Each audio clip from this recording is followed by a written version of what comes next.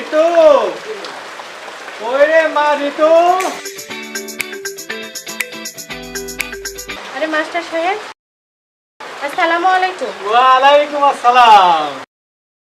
আসুন আসুন, বসুন।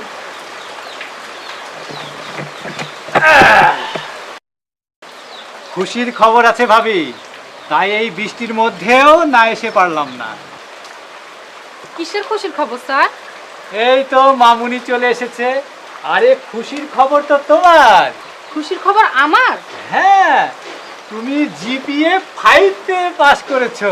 আমি জিপে 5 পে পাস করেছি। হ্যাঁ, উহ, তাই তো খবরটা তোমার মাকে দিতে এলাম। খুব ভালো করেছেন মাস্টার সাহেব, আমিও খুব খুশি হয়েছি।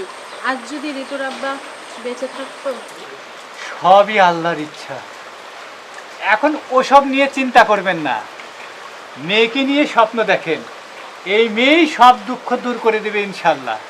হ্যাঁ মাস্টার সাহেব, এখন মেয়েই তো আমার সব। মেয়েকে কলেজে ভর্তি করাইতে হবে, বই খাতা কিনে দিতে হবে।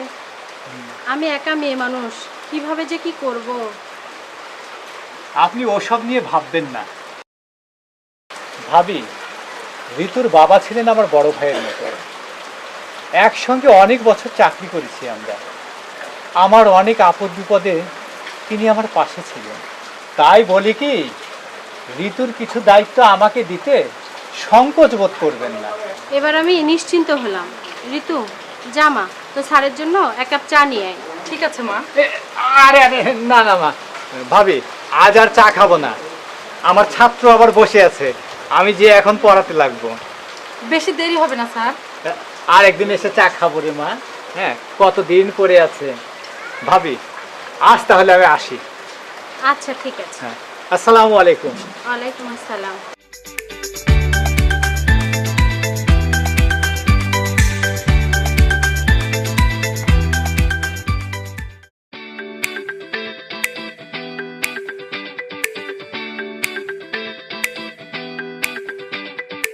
ঋতু, কই রে মা ঋতু?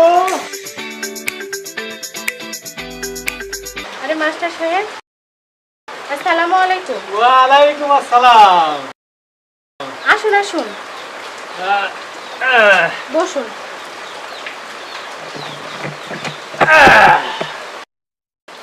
খুশির খবর আছে ভাবি, তাই এই বৃষ্টির মধ্যেও না এসে পারলাম না। কিসের খুশি?